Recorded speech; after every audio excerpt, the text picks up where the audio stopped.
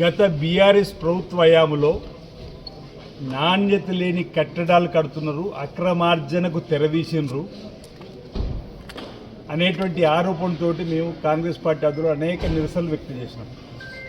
ఈరోజు గత బీఆర్ఎస్ ప్రభుత్వ హయాంలో నిర్మాణం చేసినటువంటి డబుల్ బెడ్రూమ్ కట్టడం నాసి రకము, నాణ్యత లేనిది. ఆనాడు మీ ఆందోళన ఇప్పుడు ఎక్కడైతే కూలిందో ఈరోజు కుంగిందో నేను గరీమా అగర్వాల్ గౌరవ కలెక్టర్ గారు కలిసి స్వయంగా డబుల్ బెడ్రూమ్ పరిశీలించి వెంటనే వాటిని తిరిగి నిర్మాణంలో తీసుకుని వచ్చి లబ్ధిదారులకు అందజేయాలని చెప్పని పరిశీలించడానికి వెళ్ళి మీరు నిలబడితేనే కుంగిపోయింది. అంటే వాళ్ళ యొక్క నాసిరక కట్టడాలు, నాణ్యత లేని కట్టడాలు, అడ్డదారిలో డబ్బును దోచుకొని కాంట్రాక్ట్ ద్వారా పెట్టుకోవడానికి చేసినటువంటి కట్టడాలు మేము చేసిన ఆరోపణ నేను నిజమైంది. కాళేశ్వరం కుంగిపోయింది, సుందీళ్ళ అన్నారం దగ్గర సీపేజ్ బుంగలు వస్తున్నాయి. వాళ్ళ హయాంలో ఎక్కడికెక్కడ దోచుకోవడానికే చేసినటువంటి కార్యక్రమం తప్ప నిజంగా పేద ప్రజానికానికి ఉపయోగపడేటువంటి నిర్మాణాలు జరగలు, కట్టడాలు జరగడానికి నిదర్శనం నేడు వేల పట్టణంలో గత బీఆర్ఎస్ ప్రభుత్వ హయాంలో నిర్మాణం ఏదైతే నాణ్యత లేకుండా నాసిరకంతో చేసినటువంటి కట్టడం కుంగిపోయింది, కూలిపోయింది. స్వయంగా మీరు చూశారు. ఈరోజు మేము ఆరోపణ చేసినప్పుడు ప్రజలు మమ్మల్ని విశ్వసించలేరు. కానీ మేము ఏదైతే ఆరోపణ చేసిన ప్రాంతం బహుశా వీడియోలు ఒకవేళ చూస్తే ఇప్పుడు ఏదైతే నిర్మాణం దగ్గర నా ఫోటో ఉండుంటుంది, ఇది నాణ్యత లేని కట్టడము అని అన్నా. అప్పటికే కుంగింది కాస్త, ఈరోజు పూర్తిగా పడిపోయింది, కూలిపోయింది.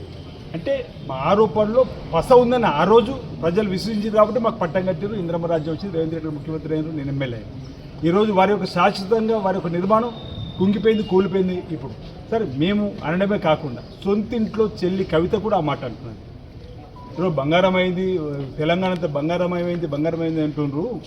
ఒక హరీష్ రావు ఇంట్లోనో సంతోషరావు ఇంట్లో బంగారం అయ్యానట ఎక్కడా కూడా కాలేదు, కేవలం దోచుకోవడానికి కోసం, దాచుకోవడానికి కోసం చేసిన ప్రయత్నం తప్ప మరొకటి కాదని చెప్పాను. మన వరంగల్ వచ్చినప్పుడు కవిత కూడా గత ప్రభుత్వ హయాంలో జరిగిన అవినీతి ఆరోపణలపైన నిన్న మెదక్లో కూడా నేను చెప్తున్నా, చూడండి, వినండి, దీనిపైన విచారణ జరపండి. ఇప్పుడు కవిత గారు ఈ డబుల్ బెడ్రూమ్ ఏదైతే వేలలో కూలిపోయింది దానిపైన కూడా స్పందిస్తారని చెప్పి నేను భావిస్తుంది.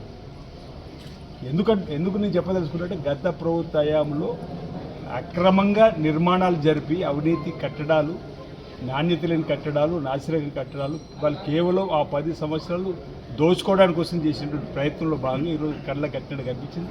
ఎవరికి ఏం జరగలేదు. జిల్లా కలెక్టర్ గరిమ అగర్వాల్తో ఈరోజు డబుల్ బెడ్రూమ్ సంబంధించిన ఇండ్ల పరిశీలన చేసినాం. 2015లో బ్రిడ్జి నిర్మాణం భూమి పూజ చేసి వాళ్ళు వదిలేసినటువంటి దగ్గర మేము నూతనంగా బ్రిడ్జి నిర్మాణం చేసే ప్రాంతాన్ని పరిశీలించినాం. 80 ఫీట్ల రోడ్డు ఏదైతే పనులు జరుగుతుందో వేగవంతం చేసే క్రమంలో వాటిని కూడా పరిశీలించి డ్రైనేజీల వ్యవస్థను కూడా చూడడం జరిగింది. మధ్యలో ఒక డివైడర్ నిర్మాణం చేయాలని చెప్పి ఒక నిర్ణయం తీసుకున్నాం. తర్వాత 76 కోట్లతో టెంపుల్ సిటీగా వేలాన్ని తీసుకున్నాం. ఇక్కడ కార్మిక ధార్మిక క్షేత్రంగా ఈ జిల్లా వెలుసిల్లుతున్న సందర్భంలో కార్మిక రంగానికి ఇప్పటికే నేతలకు చేతిలో పని కల్పించే కార్యక్రమాన్ని గత ప్రభుత్వం ఇక్కడ కూడా 325 కోట్లు బతుకమ్మ చీరల పేరిట బాకీ పెట్టిపోయింది. యువరాజుగా పేరు పొందిన కేటీఆర్ అనా పైసా కూడా ఎగ్గెట్టిపోతే ఆ 325 కోట్లు ఇచ్చి వాళ్ళకి చేతిలో పని కల్పించింది.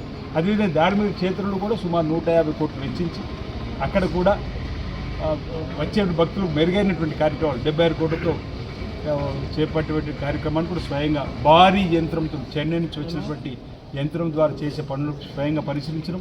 భీమేశ్వరాలకు వచ్చేటువంటి భక్తులకు మెరుగైన రీతిలో క్యూ లైన్లను వచ్చే భక్తులు త్వరితగతిన శీఘ్రతరంగా స్వామివారి భీమేశ్వర స్వామి ఆలయం, అదే రావి చెట్టు దగ్గర కూడా వచ్చేటువంటి భక్తులకు స్వామివారిని తెరపై దర్శించుకునే కార్యక్రమం సంబంధించినటువంటి అన్ని ఏర్పాట్లు కూడా ఈరోజు పరిశీలించి రావడం జరిగింది. ఈ క్రమంలో ఈ క్రమం ఇదైతే డబుల్ బెడ్రూమ్ దగ్గర సంఘటన జరిగింది, ఎవరికి ఏమీ జరగలేదు. కానీ గత బీఆర్ఎస్ ప్రభుత్వం యొక్క కుయుక్తులు ఈరోజు ఈ కూలిన దాని పట్ల, కుంగిన దాని పట్ల బయట ప్రపంచానికి మరోసారి తేడతెలియమైందని చెప్పి వారి అవినీతి అక్రమాలు, వారికి ఏవైతే అభివృద్ధి మాటను తీసుకున్నటువంటి నజరాళ్ళు, ఈ నిర్మాణం నాసిరకం నిర్మాణాలు ఈరోజు మరోసారి బయటపడ్డదని చెప్పని నేను చెప్పదలుచుకుంటాను.